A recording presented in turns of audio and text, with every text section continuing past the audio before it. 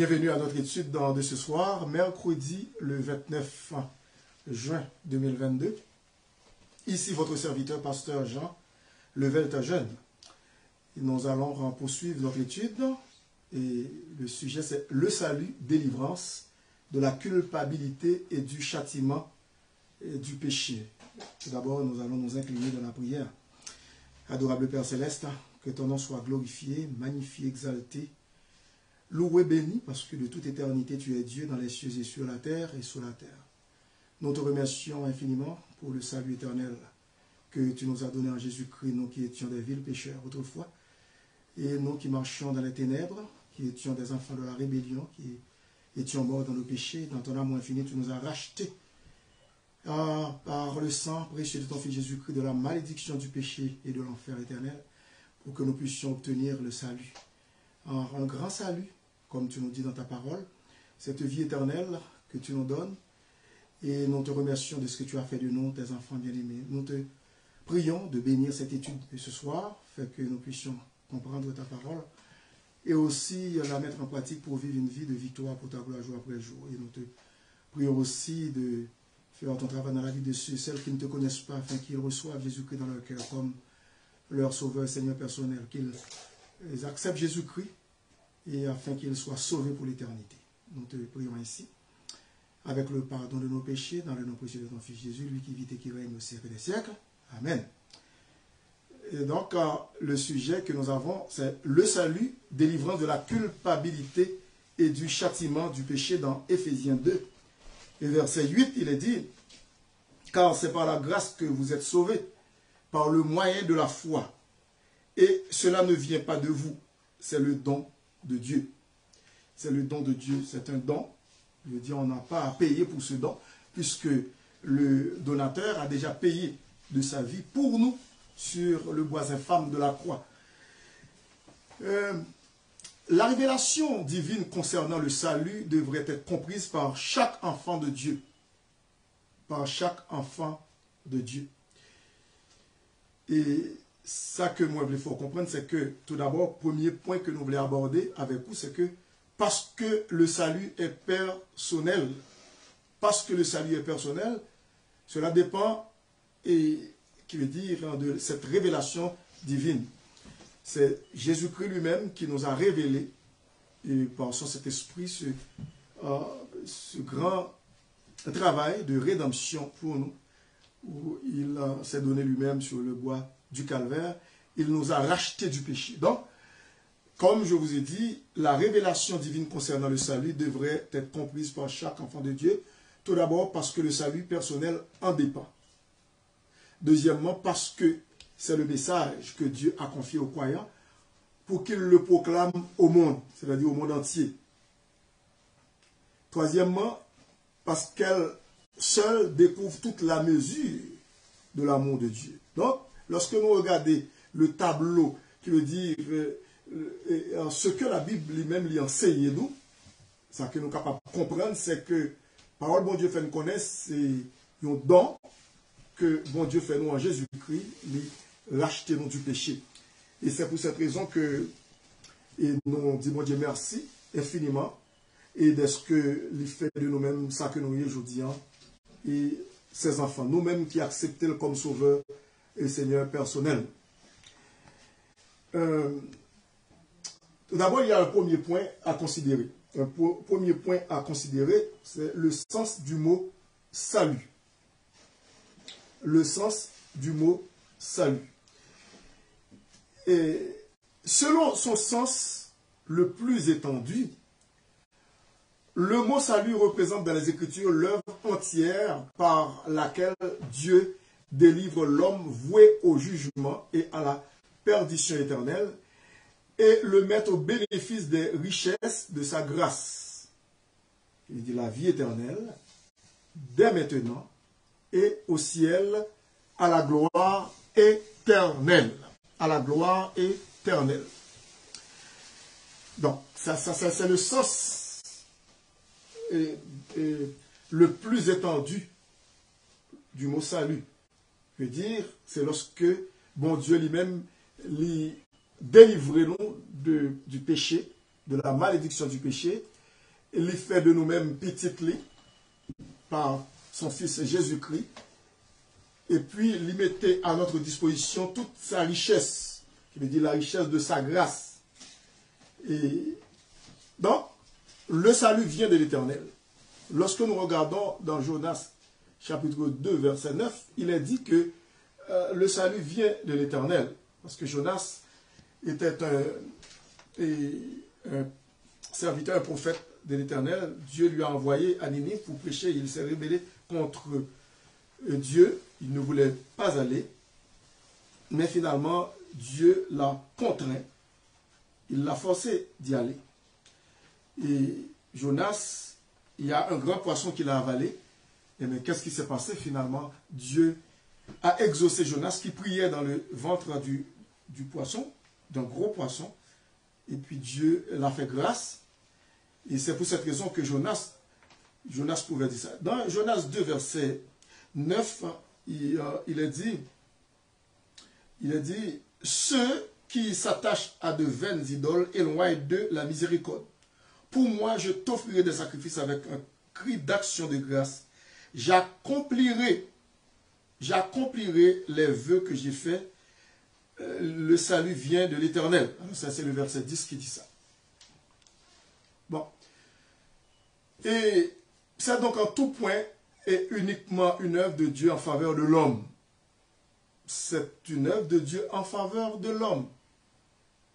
Et nous pas capables de dire que nous ajouter quoi que ce soit sur l'œuvre de Jésus-Christ pour nous sur la croix. Nous pas faire rien, tout simplement, nous croyons dans ce sacrifice-là, eh bien, nous accepter Jésus-Christ, nous sauver. Certains détails de cette œuvre divine ont varié d'une dispensation à l'autre. Si nous prenons, par exemple, de Adam à Christ, ceux qui ont mis leur confiance en Dieu ont été spirituellement renouvelés et rendus participants à l'héritage de la gloire céleste. De même, Israël lui-même, comme nation, naîtra spirituellement en un instant. Si nous regardons dans Ésaïe, chapitre 6, et verset... non, Ésaïe plutôt, chapitre 66. Ésaïe, chapitre 66, verset 8... Le prophète Ésaïe dit, « Qui a jamais entendu pareille chose? Qui a jamais vu rien de semblable? Un pays peut-il naître en un jour? Une nation peut-elle, ou une nation est-elle enfantée d'un seul coup? À peine en travail, Sion a enfanté ses fils. » Donc, et comme moi il faut comprendre bien, c'est que Israël comme nation naîtra spirituellement en un instant. Il est également dit des multitudes qui peupleront la terre pendant le royaume à venir. Pendant le royaume à venir, le règne millénaire. Que tous à venir, qui veut dire que tous connaîtront l'Éternel du plus petit au plus grand. Lorsque nous regardons aussi dans Jérémie chapitre 31 verset 34. Alors tous connaîtront l'Éternel du plus petit qu'au plus grand. Du plus petit au plus grand.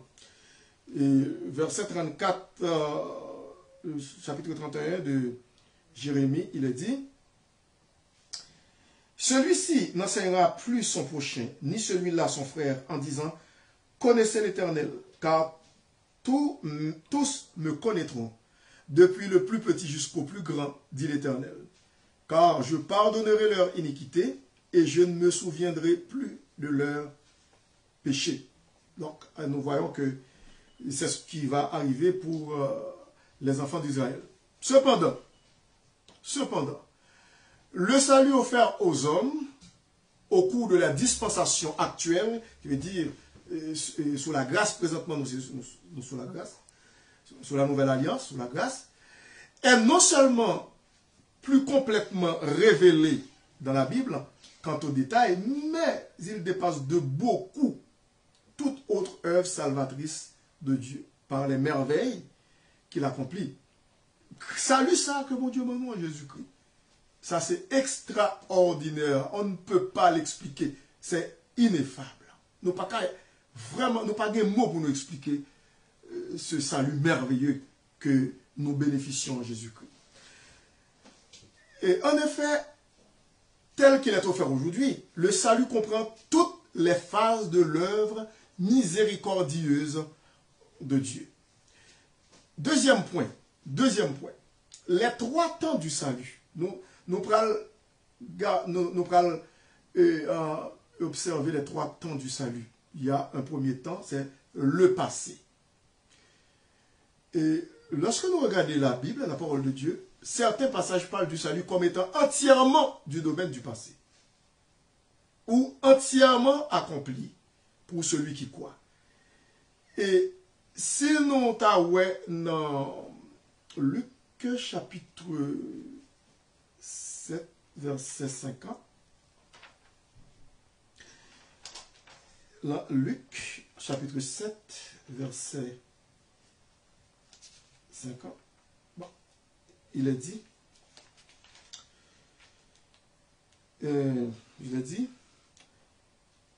qui est celui-ci qui pardonne même les péchés? Mais Jésus dit à la femme, ta foi t'a sauvé, va en paix. Bon, c'est quelque chose qui est accompli. 1 Corinthiens 1, verset 18, nous sommes capables de regarder les tout. Dans 1 Corinthiens chapitre 1, verset 18, il a dit, car la prédication de la croix est une folie pour ceux qui périssent, mais pour nous qui sommes sauvés, elle est une puissance de Dieu. Elle est une puissance de Dieu. Donc, ce sont des passages qui nous expliquent vraiment ce salut que nous avons reçu en Jésus-Christ. C'est comme si cela tient du domaine du passé. Donc, il y a aussi 2 Corinthiens chapitre 2, verset 15. On peut voir 2 Corinthiens chapitre 2, verset 15. Aussi, il a dit, chapitre 2, verset 15. Maintenant, il a dit, nous sommes en effet, pour Dieu, la bonne odeur de Christ parmi ceux qui sont sauvés et parmi ceux qui périssent. La bonne odeur de Christ. La bonne odeur de Christ. Éphésiens 2, verset 5 et verset 8, comme je vous ai dit, et je vous ai lu en ce passage qui me dit ce verset au début de notre étude, où il est question, car c'est par la grâce que nous sommes sauvés. Le verset 5 dit, dans Éphésiens chapitre 2, il a dit, nous qui étions morts, écoutez ça bien, par nos offenses, nous a rendus à la vie avec Christ. Et puis, au verset 8, car c'est par la grâce que vous êtes sauvés par le moyen de la foi. Et cela ne vient pas de vous, c'est le don de Dieu. Lorsque nous regardons aussi dans Jean 5, 24, Jean 5, verset 24,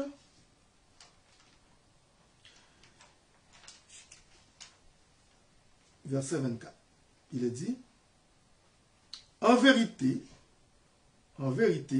je vous le dis, celui qui écoute ma parole et qui croit à celui qui m'a envoyé a la vie éternelle et ne vient point en jugement, mais il est passé de la mort à la vie. Donc, c'est du passé. C'est quelque chose accompli. Jean 10, 28 et 29 aussi. Jésus-Christ a fait cette déclaration. Il a dit, pour faire comprendre que notre salut est un salut éternel, dans Jean 10, versets 28 et 29, il est dit, je leur donne la vie éternelle en parlant de ces brebis. Alors nous qui sommes ces brebis, je leur donne la vie éternelle et elles ne périront jamais et personne ne les ravira de ma main. Mon Père qui me les a donnés est plus grand que tous et personne ne peut les ravir de la main de mon Père. Donc c'est un salut parfait. Parfait. Dans le passé, parfait.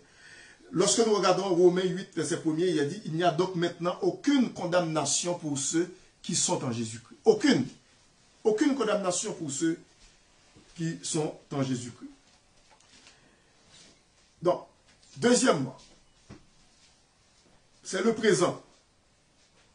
C'est le présent, c'est l'aspect du présent, parce que nous avons expliqué qu'il y a 3 temps du salut. Je viens de vous expliquer le premier temps, le passé, le deuxième, le présent.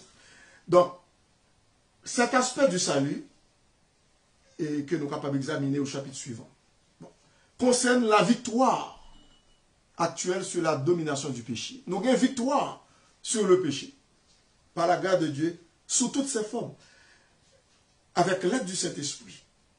Parce que nous ne pouvons pas gagner la victoire seuls, nous ne pouvons pas remporter seuls la bataille. Donc, ce n'est pas le pouvoir, la puissance du Saint-Esprit que nous sommes capables de gagner. Dans Romains 6, verset 14, lorsque nous regardons l'apôtre Paul qui parlait dans Romains 6, verset 14, il a dit, Romains 6, verset 14, car le péché n'aura point de pouvoir sur vous, puisque vous êtes non sous la loi, mais sous la grâce. Ça, c'est Romains 6, 14. Philippiens 1, verset 19 aussi. Ce sont des passages qui parlent, nous, que le salut que nous gagnons dans le présent, je te parlais que c'est quelque chose d'accompli dans le passé, dans le premier point. Dans le présent, nous avons la victoire. Nous gagnons puissance sur le péché. Dans Philippiens, avec l'aide du Saint-Esprit, bien entendu. Philippiens chapitre 1er, verset 19, il est dit, car je sais que cela tournera à mon salut grâce à vos prières et à l'assistance de l'Esprit de Jésus-Christ selon ma ferme attente et mon espérance. Donc, l'apôtre Paul parle de cette puissance qui agit dans sa vie et malgré épreuve qu'il était joint pendant qu'il a servi le Seigneur, mais il fait comprendre que cela a tourné à son salut grâce aux prières des saints. Et dans Philippiens 2, verset 12 aussi, nous sommes capables de dire, l'apôtre Paul parlait il dit ainsi, mes bien-aimés, comme vous avez toujours obéi, travaillez à votre salut avec crainte et tremblement, non seulement comme en ma présence, mais bien plus encore maintenant que je suis absent. Donc, et puis le verset 13, il dit, car c'est Dieu qui produit en vous le vouloir et le faire selon son bon plaisir. C'est bon Dieu qui baille force, c'est lui qui baille capacité et pour que nous soyons capables de surmonter les épreuves, pour nous capables victorieux. C'est ça qu'il veut faire nous comprendre. Et puis, dans 2 Thessaloniciens aussi et chapitre 2, l'apôtre Paul parlait dans chapitre 2, verset 13. 2 Thessaloniciens 2, verset 13, l'apôtre Paul il dit, pour nous frères bien-aimés du Seigneur, nous devons à votre sujet rendre continuellement grâce à Dieu parce que, écoutez bien, parce que Dieu vous a choisi dès le commencement pour le salut, par la sanctification de l'Esprit et par la foi en la vérité. Donc, dès le début, bon Dieu t'a choisi nous en Jésus-Christ. C'est quelque chose de merveilleux, c'est quelque chose vraiment d'extraordinaire. Et ce que Dieu a fait pour nous en Jésus-Christ. C'est pour cette raison que dans Romains 8, verset 2, capable de dire, car dans verset 1 et 2, il dit, il n'y a donc maintenant aucune condamnation pour ceux qui sont en Jésus-Christ. Il dit, car, écoutez, la loi de l'esprit de vie en Jésus-Christ nous a affranchis de la loi du péché et de la mort. Et de la mort. C'est ce que le verset 2 dit. Il dit, en effet, la loi de l'esprit de vie. Parce que cette loi de l'esprit de vie, ce n'est pas la loi de Moïse, mais le fait que nous sommes sous la grâce, c'est l'esprit de grâce. En effet, la loi de l'esprit de vie en Jésus-Christ m'a affranchi, nous a affranchis, eh bien, de la loi du péché et de la mort. C'est pour cette raison que dans Galates 2, verset 19 et 20, l'apôtre Paul est capable de dire ça. Le verset 20, le côté il dit que j'ai été crucifié avec Christ, et si je vis, ce n'est plus moi qui vis, c'est Christ qui vit en moi. Regardons le verset 19 de Galates, avant le verset 20. Et il dit dans Galates 2, verset 19, il dit, car c'est par la loi que je suis mort à la loi afin de vivre pour Dieu. Et puis le verset 20, j'ai été crucifié avec Christ, et si je vis, ce n'est plus moi qui vis, c'est Christ qui vit en moi. Si je vis maintenant dans la chair, je vis dans la foi au Fils de Dieu, qui m'a aimé et qui s'est livré lui-même et pour moi. Donc, l'apôtre Paul était conscient vraiment que sa vie, ce n'est pas sa propre vie, mais c'est la vie de Christ en lui. Et c'est pour cette raison que nous-mêmes, cap vivre en Jésus-Christ, ce n'est pas vie pas cap vivre, mais c'est vie Christ cap vivre dans nous-mêmes. Si on attend de pas qu'on gagne Jésus-Christ dans la ville, eh bien c'est le moment de l'accepter comme sauveur, parce que sinon, il a trop tard comme Seigneur. Et comme ça, il est capable de gagner la vie de Jésus-Christ dans la ville, et il est capable de vivre une vie qui est agréable pour le Seigneur.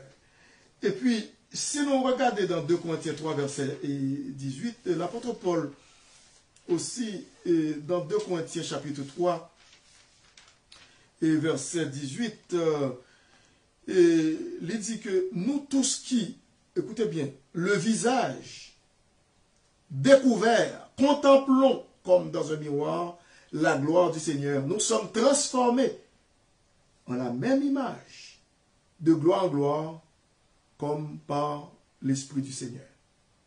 Qui veut dire l'image du Seigneur, c'est lui-même qui transforme, et non c'est lui-même qui fait, comme qui veut dire, qui fait paraître Jésus-Christ en nous-mêmes. Troisième temps du salut, c'est le futur, comme nous sommes abordés les deux premiers. Premier, qui veut dire temps au premier, deuxième, maintenant le futur. Et Marc Bretonnet, vous reconnaissez, c'est que nous dit qu'il y a 3 temps du salut. 3 temps du salut. Le premier, c'est le passé. C'est accompli, c'est passé. Le deuxième, c'est le présent. Faire comprendre que nous, par la grâce de Dieu, nous sommes toujours sauvés. En Jésus-Christ, nous sommes gardés. Et puis le futur, c'est lorsque complètement nous serons dans la présence du Seigneur. Donc, troisième temps, le futur, il est pour le croyant encore un salut à venir et qui doit le rendre entièrement conforme à Christ.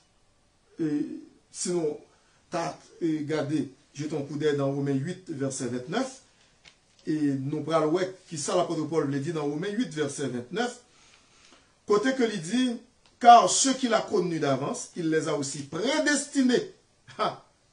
Prédestinés. Il dit, c'était déjà passé, à être semblable à l'image de son fils Jésus-Christ, à être semblable à l'image de son fils, afin que son fils fût le premier-né entre plusieurs frères. Ça, c'est le futur. Nous serons semblables à lui. Lorsque nous regardons dans... Et nous allons voir ce passage aussi. Lorsque nous regardons dans Romains 13, verset 11, côté que il dit, le verset 11, il dit non. Cela importe d'autant plus que vous savez en quel temps nous sommes. C'est l'heure de vous réveiller enfin du sommeil, car maintenant le salut est plus près de nous que lorsque nous avons cru. Est-ce que cela veut dire que nous ne sommes pas encore sauvés? Non, c'est pas ça, ça veut dire. Qui veut dire le plein épanouissement du salut. Lorsque nous serons complètement délivrés de toutes les entraves du péché, nous serons complètement dans la présence, qui veut dire délivrés pour être dans la présence du Seigneur, nous serons transformés à l'image de Jésus-Christ. À ce moment-là, il n'y aura plus de péchés qui vont nous environner. Comme dit l'Épître aux Hébreux, chapitre 12, nous serons semblables à Jésus-Christ. C'est ce qu'on appelle la rédemption finale. Nous avons été rachetés, dans un premier temps, par Jésus-Christ, par son sang précieux sur la croix. Et notre Rédempteur nous a rachetés, c'est le passé. Eh bien, nous sommes toujours rachetés, nous sommes toujours sauvés, et nous serons rachetés finalement de la condamnation éternelle, qui veut dire de la présence du péché. Et le péché ne sera plus dans notre vie, qui veut dire ne va pas nous enlacer comme pour l'instant. Parce que lorsque nous regardons dans Hébreux chapitre 12, dans Hébreux chapitre 12, et c'est l'auteur qui dit, au verset 1er, nous donc aussi, puisque nous sommes environnés d'une si grande nuée de témoins, qui veut dire les témoins de l'Ancien Testament, énumérés dans les chapitres précédents, surtout le chapitre 11, il dit, rejetons tout fardeau et le péché qui nous enveloppe si facilement, et courons avec persévérance dans la carrière qui nous est ouverte, ayant les regards sur Jésus, le chef et le consommateur de la foi. Donc, vous voyez que étant sur la terre, eh bien, nous sommes environnés et nous sommes enveloppés par le péché. C'est ça ce que ici l'auteur dit. Et le péché nous enveloppe si facilement. Nous sommes en lutte, en proie au péché. Mais nous pouvons avoir la victoire dans le nom de Jésus-Christ par son sang versé pour nous sur la croix. Et puis, le chapitre 13e de Romains, le verset 11, il dit « Cela importe d'autant plus que vous savez en quel temps nous sommes. C'est l'heure de vous réveiller enfin du sommeil. Car maintenant le salut est plus près de nous que lorsque nous avons cru. » Qui veut dire, nous sommes plus près d'être au ciel, dans la présence du Seigneur, que lorsque nous avons cru. Ça fait depuis longtemps. Ça fait des années pour certains. Ça fait quelques mois. Qui veut dire quelques semaines, quelques jours. Alors, pour les plus anciens dans l'évangile, ça fait des années. Qui veut dire, chaque fois que nous dormons et nous nous levons, eh bien, c'est un pas vers le ciel. C'est un pas vers le ciel. Chaque jour qui passe, c'est un pas vers le ciel. Donc, c'est pour cette raison que, quand nous parlons de ce salut dans ces 3 temps, ce dernier temps, le futur, eh bien, c'est à venir, là où nous serons complètement délivrés de la présence du péché. Et lorsque nous regardons dans 1 Pierre chapitre 1er verset 5, aussi, il est dit, dans 1 Pierre chapitre 1er verset 5, et il est dit, « À vous qui, par la puissance de Dieu, êtes gardés par la foi pour le salut prêt à être révélé dans les derniers temps. » Cela ne veut pas dire pourtant que vous n'êtes pas encore sauvés, nous ne sommes pas encore sauvés, non, c'est pas ça. Le salut final, la délivrance finale, qui veut dire lorsque nous serons à jamais dans les bras du Seigneur, dans sa présence, veut dire pour l'éternité. À ce moment-là, et nous serons transformés à l'image de Jésus-Christ lui-même. Et regardons aussi dans 1 Jean, chapitre 3, verset 2, où l'apôtre Jean dit, « Voyez quel amour le Père nous a témoigné pour que nous soyons appelés enfants de Dieu, et nous le sommes. » Il dit, si le monde ne nous connaît pas, c'est qu'il ne l'a pas connu. Bien-aimés, nous sommes maintenant enfants de Dieu, et ce que nous serons, vous voyez, et ce que nous serons, ça c'est le futur. Nous sommes maintenant enfants de Dieu, c'est ce qu'il dit, oui. Il n'y a pas de doute là-dessus. Mais il dit, et ce que nous serons n'a pas encore été manifesté. Il dit, écoutez bien, il dit, et quand cela sera manifesté, nous serons semblables à lui. Écoutez, il dit, bien-aimés, nous sommes maintenant enfants de Dieu, et ce que nous serons n'a pas encore été manifesté. Mais nous savons que lorsque cela sera manifesté, nous serons semblables à lui, parce que, alors, semblables à Jésus-Christ, bien entendu, parce que nous le verrons tel qu'il est. Tel qu'il est, nous verrons Jésus-Christ tel qu'il est, nous serons semblables à lui. Et c'est pour cette raison, le verset 3 nous exhorte à marcher dans la sanctification. Il dit, quiconque a cette expérience en lui se purifie comme lui-même est pur. Donc, le fait que certains aspects du salut n'ont pas encore été accomplis n'implique nullement qu'il y ait lieu de douter de leur accomplissement. Non, Dieu n'est pas un Dieu menteur. C'est ce qu'il a dit dans sa parole. Il a dit qu'il n'est pas un homme pour mentir, ni fils d'un homme pour se repentir. Donc, on ne peut pas considérer cela comme quelque chose qui n'est pas encore accompli. Non. Il faut bien placer les versets bibliques, les passages bibliques dans leur contexte pour ne pas faire dire à la Bible tout ce qu'elle ne dit pas. Parce que parfois, lorsque nous lisons mal les Saintes Écritures, nous comprenons mal la parole de Dieu, la Bible. À ce moment-là, nous pouvons faire dire à la Bible n'importe quoi. Et puis toutes les doctrines, ça ouvre la porte à toutes sortes de doctrines, toutes sortes de fausses doctrines, des doctrines étrangères, et puis qui induisent en erreur les gens qui cherchent Dieu et en toute sincérité, qui induisent aussi en erreur les chrétiens et qui veulent marcher avec le Seigneur. Donc, il faut faire très attention, il faut vraiment bien étudier la parole de Dieu, comprendre le contexte dans lequel tel ou tel verset est écrit, afin de pouvoir faire une très bonne étude de la parole de Dieu pour ne pas sombrer dans les fausses doctrines, dans l'erreur. Et c'est ce qui ferait la joie de Satan à ce moment-là. Donc, je vous mets en garde de faire très attention. Donc, c'est pour cette raison que je dis que Dieu est fidèle. Dieu est fidèle. et accomplira jusqu'au jour de Christ l'œuvre qu'il a commencée. L'œuvre commencée par Jésus-Christ, eh bien, sera achevée, va être achevée par lui. Et regardons dans Philippiens chapitre 1er. Philippiens chapitre 1er, verset 6. Philippiens chapitre 1er, verset 6, où il est question, il a dit, « Je suis persuadé que celui qui a commencé en vous cette bonne œuvre la rendra parfaite pour le jour de Jésus-Christ. » Vous voyez? Il a dit, je suis persuadé, qui veut dire l'apôtre Paul est persuadé, il est convaincu. Il est convaincu. Il demeure convaincu.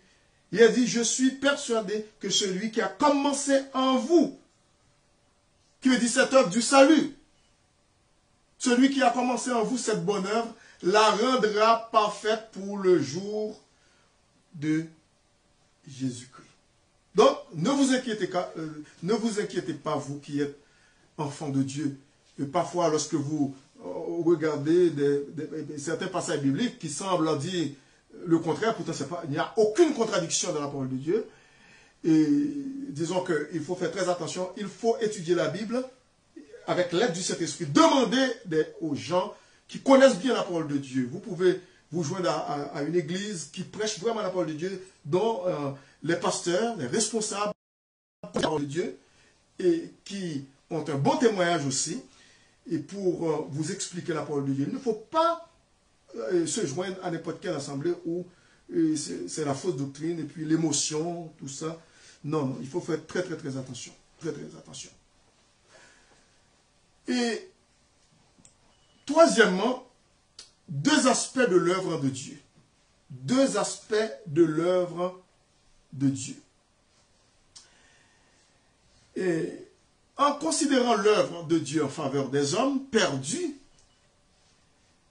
il importe de distinguer entre l'œuvre infiniment parfaite accomplie par Christ pour tous et l'œuvre de salut accomplie par Dieu dans l'individu au moment où il croit en Jésus-Christ. Tout d'abord, premièrement, l'œuvre parfaite de Christ. Tout est accompli. Jésus-Christ du haut de la croix, il a prononcé cette parole célèbre parmi les 7 paroles de la croix. Tout est accompli. Alors c'était l'avant-dernière parole. Tout est accompli. Telles furent les dernières paroles prononcées par Christ avant sa mort. Il est clair que cette déclaration ne concernait pas sa propre vie, son ministère ou ses souffrances, mais bien l'œuvre spéciale que son Père lui avait confiée. Œuvre qui commença sur la croix et s'acheva avec sa mort. Cette œuvre, destinée au monde entier, comprenait en puissance la rançon, la réconciliation. Tout d'abord, écoutez bien, cette œuvre achevée, et non pas inachevée, achevée, est destinée au monde entier. Jésus-Christ avait dit à un savant, un docteur de la loi, Nicodème, et il faut naître de nouveau. Il faut naître de nouveau. Il faut naître de nouveau. Dans Jean 3,16, il dit, car Dieu a tant aimé le monde, qu'il a donné son Fils unique, afin que quiconque croit en lui ne périsse point, mais qu'il ait la vie éternelle. Donc, Jésus-Christ a dit la vérité. Hébreux 2, verset 9, Hébreux chapitre 2, verset 9, il est dit, mais celui qui a été abaissé pour un peu de temps au-dessous des anges, Jésus, nous le voyons couronné de gloire et d'honneur à cause de la mort qu'il a soufferte, afin que, par la grâce de Dieu, il souffrit la mort pour tous. Pour tous. C'est pour tous. Donc, et Jésus-Christ lui-même, il a achevé l'œuvre qu'il devait achever pour nous. L'œuvre que son Père lui a envoyé achever pour nous. Donc, comme je vous ai dit, cette œuvre est destinée au monde entier. puis cette œuvre comprenait en puissance la rançon. La rançon. La rançon dans 1 Timothée chapitre 2, verset 6. Et là, dans 2 Timothée chapitre 2, verset 6, il est dit, c'est la rançon. Il a dit au verset 6. Et maintenant, dans 2 Timothée, non, c'est dans 2 Timothée, excusez parce que j'étais dans Thessaloniciens. Dans 2 Timothée, chapitre 1 Timothée plutôt, chapitre 2. 1 Timothée, chapitre 2, verset 6. Il a dit, car il y a, depuis au verset 5, car il y a un seul Dieu et aussi un seul médiateur entre Dieu et les hommes, Jésus-Christ, homme qui s'est donné lui-même en rançon pour tous. Jésus-Christ s'est donné en rançon pour l'humanité entière. Et c'est pour cette raison qu'il a dit, qu'il a pu dire, car Dieu a tant aimé le monde, d'après Jean 3,16, le monde dans le sens générique. Généralement, il a aimé le monde. Il a tellement aimé le monde qu'il a donné son Fils unique afin que quiconque croit, maintenant c'est le sens particulier, qui veut dire quiconque croit en lui. Dans 2 Corinthiens 5 et 19, il est question de la réconciliation. 2 Corinthiens 5, 19, il est question de la réconciliation. Écoutez bien, il est dit, car Dieu était en Christ, réconciliant le monde avec lui-même. Il était en Christ, Dieu, lui, était en Christ lorsque Jésus-Christ mourut. C'est vrai qu'il l'a abandonné à un certain moment donné sur la croix, mais il était en Christ pendant qu'il ait offrit son corps en sacrifice. Il dit, car Dieu était en Christ, réconciliant le monde avec lui-même, en n'imputant point aux hommes leurs offenses, et il a mis en nous la parole de la réconciliation. Donc, comme je vous ai dit, l'œuvre destinée au monde entier comprenait en puissance la rançon, d'après 1 Timothée 2, verset 6, la réconciliation, d'après 2 Corinthiens 5, verset 19, et la propitiation, d'après 1 Jean chapitre 2, verset 2. La propitiation, d'après 1 Jean 2, verset 2. Il est dit, verset 2. Il est lui-même, en parlant de Jésus-Christ, une victime expiatoire pour nos péchés, non seulement pour les nôtres, mais aussi pour ceux du monde entier. Il est lui-même une victime expiatoire pour nos péchés. Donc, c'est la propitiation pour tous les hommes.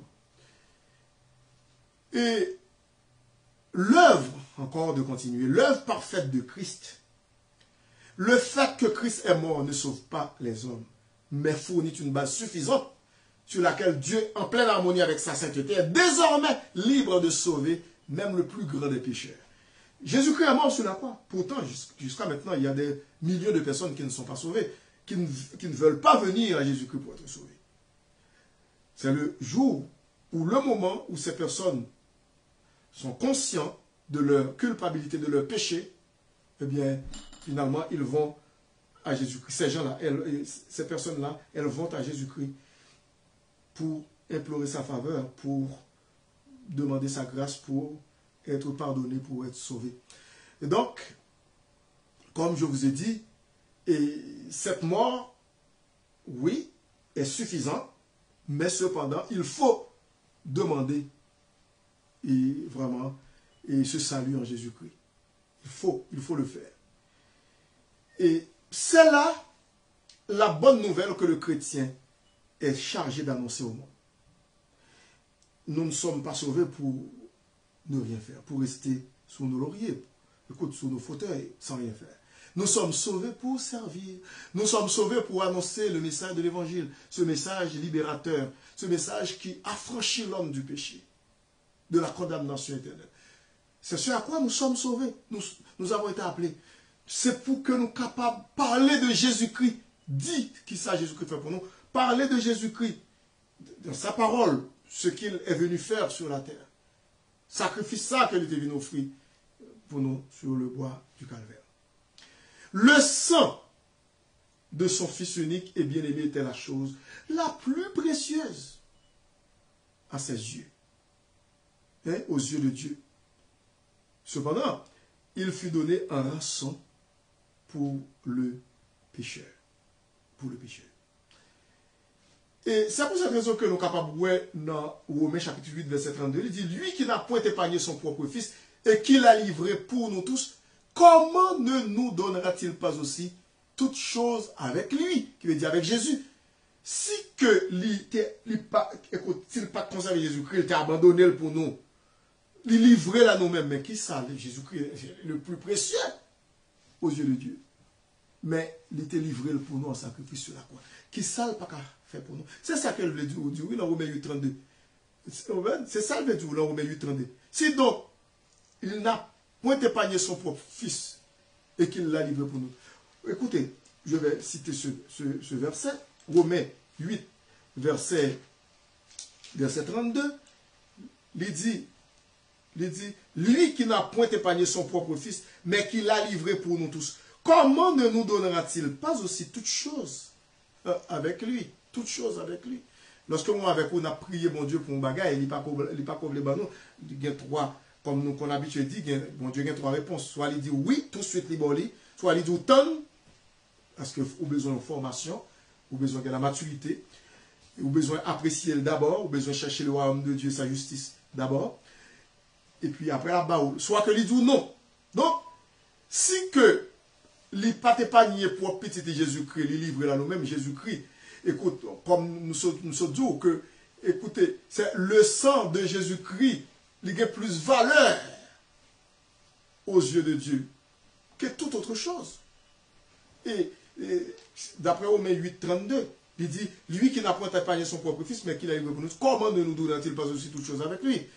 Qui veut dire qu'il n'y a pas de rien que bon Dieu n'a pas fait pour vous. Pas de bagage qui est plus important que Jésus-Christ. S'il sauve, s'il livre Jésus-Christ à nous-mêmes et pour nous-mêmes en sacrifice, qui ça pas qu'à faire encore pour nous-mêmes? Et donc, le péché avait séparé pour toujours le pécheur de Dieu. Mais Dieu a sacrifié son agneau.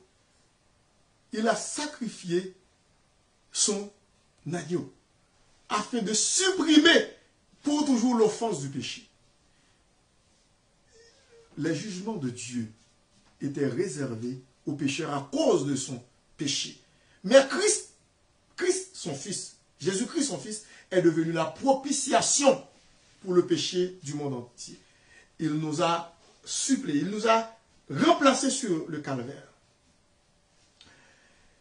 La nouvelle que tout cela est entièrement accompli constitue le message que le pécheur est appelé à accepter sur le témoignage de Dieu. Lorsque nous voyons accomplissement prophétisant sur la croix, c'est Jésus qui vient faire pour nous sur la croix. Personne n'est pas capable de faire. C'est Jésus-Christ seul qui est capable de faire ce sacrifice. C'est à faire noter ce passage, le texte de Éphésiens chapitre 2, verset 8, au tout début de l'étude. Car c'est par la grâce que vous êtes sauvés, car c'est par la grâce que nous sommes sauvés, par le moyen de la foi. Et cela ne vient pas de nous. C'est le don de Dieu. Nous pas qu'à payer pour ça. Il y a des gens qui font un cadeau. Ou pas qu'à payer pour lui, ou pas qu'à retirer l'argent dans la poche pour payer pour lui. À ce moment-là, ce ne serait plus un cadeau. D'ailleurs, cadeau, bon Dieu fait nous en Jésus-Christ, il est impossible pour nous payer. Des milliards et des milliards de dollars pas capables de payer. Nous pas capables de payer le sang de Jésus-Christ. Ça fait son cadeau. C'est gratuit. Nous accepter Jésus-Christ comme sauveur personnel nous. Parce que c'est un cadeau offert en Jésus-Christ et son Fils à nous.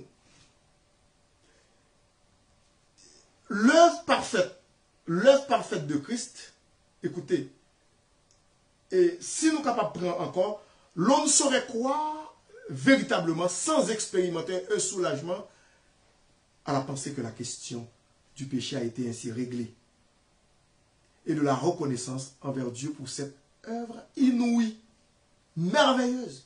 inexprimable, ou pas capable, pas de mots, nous pas de mots pour nous expliquer œuvre ça pour nous sur la croix.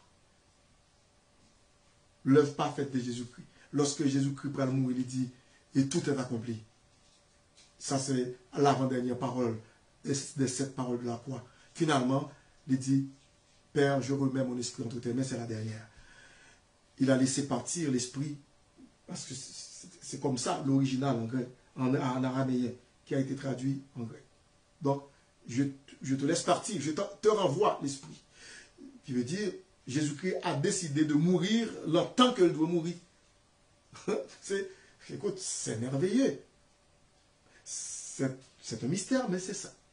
Jésus-Christ a choisi de renvoyer son esprit, qui veut dire de laisser partir l'esprit de son corps, de laisser partir l'esprit longtemps que l'était doué laisser le partir. C'est ce que la parole de Dieu veut nous faire comprendre lorsqu'il dit, Père, je remets mon esprit entre tes mains. Personne sur la terre n'ose dire cela. L'homme on va mourir, pas qu'à dire, bon, même choisi pour mourir qu'on y a, bon, Père Céleste, bon, me remettre au vie, mourir qu'on y a. Non, c'est Jésus-Christ seul qui est capable de dire ça. C'est lui-même. Deuxièmement, le salut. Le salut. L'œuvre de salut accomplie par Dieu au moment où un individu croit, comprend diverses phases. La rédemption, la réconciliation, la propitiation, le pardon, la régénération, l'imputation, la justification, la sanctification, la perfection et la glorification. Bon, il y a pas mal de thèmes. Et comme ça, disons que nous aurons le temps de parler de toutes ces, comment dirais-je, de toutes ces choses-là. Et parce que nous allons terminer, nous allons mettre un thème à notre étude et pour ce soir. Et comme ça, nous aurons le privilège d'aborder ce thème-là que vous venez d'entendre, c'est-à-dire la rédemption, la réconciliation et la propitiation, le pardon, la régénération, l'imputation, la justification, la sanctification et la perfection et aussi la glorification. Et nous restons là, nous pas connaissons si vous avez des questions, vous êtes capable de mettre à l'aise pour vous poser des questions. Et nous allons terminer par la prière. Et si vous avez des questions pour venir, les gens qui veulent rester avec moi sur Zoom, me traiter, les gens qui ne sont pas prêtés, sont capables d'écrire des questions pour vous le bon moi. Et nous allons juste dire de nos prières pour nous terminer. Père Saint, merci pour le moment qui a été accordé moi, pour que nous soyons capables d'étudier ça en soin. Et sur la délivrance, le salut, la délivrance de la culpabilité et du péché. Merci de ce que vous faites nos petits tout. Merci de ce que Kounia nous pas pour nous douter de notre salut, parce que nous avons un grand salut, nous avons un salut éternel en Jésus-Christ et qui émane d'un grand sauveur, un sauveur parfait, qui ne ment jamais. Père Saint, nous prions qu'on va aider nous, mettez Paul ça en pratique, et surtout nous prions pour toucher cœur. S'il n'y a pas qu'on Jésus-Christ dans la vie, pour accepter Christ comme sauveur et Seigneur personnel. Nous demandons ça avec pas de péché. Non, non, précieux petit tout Jésus, lui-même qui vit et qui règne au siècle des siècles. Amen. Que mon Dieu bénisse et à la prochaine. C'était le serviteur pasteur Jean-Level Jeune qui vous dit que le Seigneur vous bénisse. Au revoir. Merci.